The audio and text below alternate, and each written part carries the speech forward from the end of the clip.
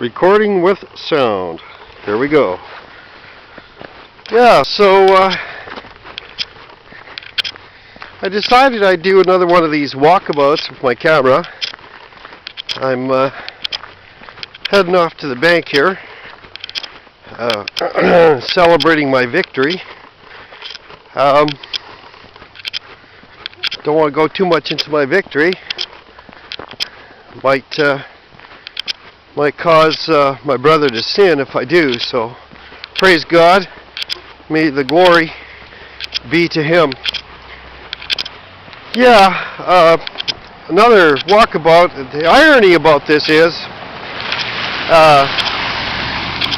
that the last time I did one of these walkabouts, it was in the morning, and this is actually in the afternoon, going toward the evening.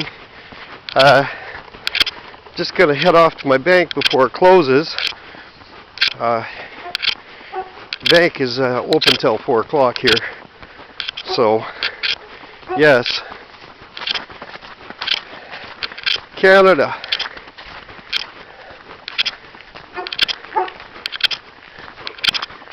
Hello there. Really nice dog. It's a collie. And very friendly. Watches over the hood. But that's a friendly bark, actually. He's just saying hello. He's saying hello. He knows me really well. He's a good dog. But yeah, so I'm just doing this walkabout, and it's actually the afternoon, heading toward evening, middle of October. Yeah. And really, you know, a lot of people say, well, this snow is early, but not really. This snow is not early. For as long as I've lived here, this is about right.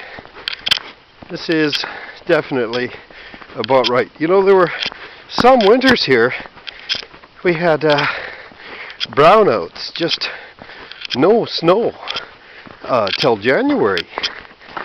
And I think those are probably more scary than getting snow this time of the year, especially this far north. If you're this far north, you should have snow in October. It's just common sense. I can understand maybe about 3 hours south of here, highway-wise, you know. It should be maybe a little different, but you know, 3 hours can take you a long ways in one direction if you know how to put the pedal to the metal. I would think. But you see, this is really a nice community, actually. I tried to show the playground here the last time in the morning when it was snowing, and didn't show up so good, so maybe I'll just do a little scan over here. This is one of, I believe, according to the wife, one of 5 playgrounds in this little town. You know, it's just amazing when you really think about it, because see how we're all just surrounded by trees? Yeah, so it's amazing when you think about it. Population is barely 2,000, and here I am walking down nice asphalt paved roads, cement sidewalks in this tiny little town.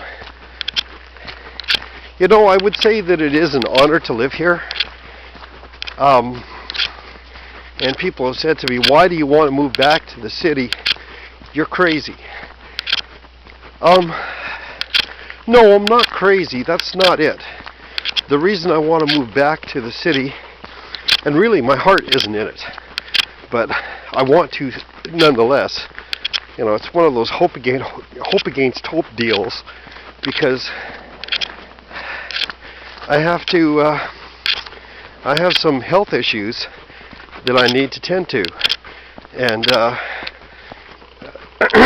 a couple of pending operations, and I don't want to go into the details about that. It's depressing. You know, I mean, everybody has health issues to some extent, so these days it seems. But yeah, that's one of a subset of the reasons. Another one of the reasons that I want to, or I mean to, is more like it, return to the city, is because my father, he's getting up there in his years, and I'd like to spend about as much time with him as I possibly can. I mean, you know, he's not on his deathbed or anything, but he's getting on in his years. And oh yes, here, just as I pointed out in my other video, but you couldn't really see it, this is where I kind of duck into the woods. That's the main road up ahead there into the little town, and that's actually right over here. This is the ranger station. Yeah, so yeah, and I just love these trees, you know. I don't think people understand how big these trunks are here. It's nice.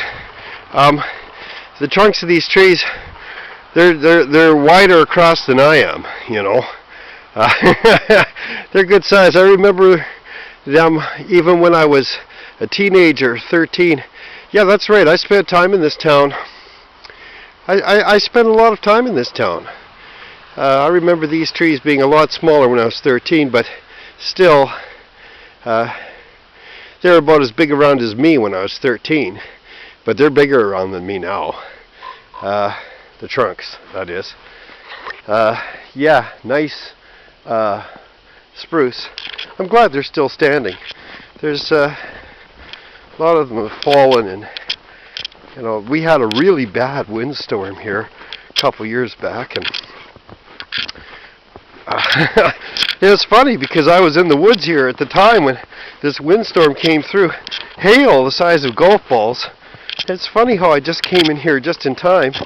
I was totally sheltered. It was amazing. It was wonderful. But some of the trees actually fell in the middle of that ordeal, and yeah, it was interesting because it was a very spiritual experience at the time. I was in the middle of prayer, and all kinds of things were going on. It was glorious, actually.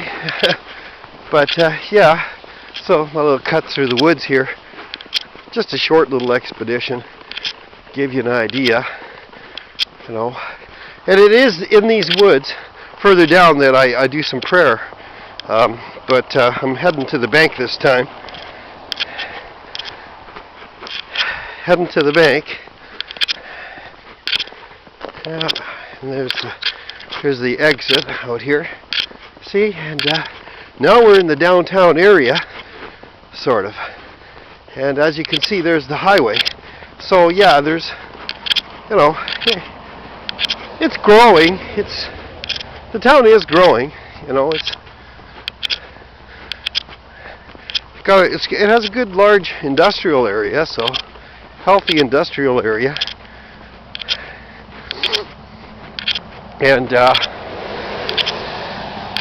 it's certainly grown since I was 13, I'll tell you that. When I was 13, I'd come here in the summertime, you know. I guess my parents would go on vacation or something, and they'd leave me with an aunt or an uncle, you know. It was kind of ironic, you know, when I moved here, I didn't get any great big warm welcome or anything. I think my relatives were probably annoyed that I came to live here, but there it is. See, this is the RCMP station right here. Royal Canadian Mounted Police in the town community center, and over here, this is a pond. It's all already frozen over, and There used to be a fountain they had in the middle of this pond, but yeah, it would be turned off now. Stands to reason. But yeah, my little town, as the song says, my little town. Yeah, over here, just across this way here, you see, there's a big hotel. We've got a few hotels here for all the oil people. Some nice ones, in fact. That's all this is industrial area. It's all industrial over there. Yeah. I do love my little town. And, you know, there are some really good people in this town. There really are. And, you know, folks that wouldn't hesitate to help you out, you know, if you're in a situation, you know, and there's still a little bit of that small town spirit. Hey, there's the bus. That's the bus that my daughter actually takes. She takes that bus there to school. Yeah. And there it goes to the highway. Yeah.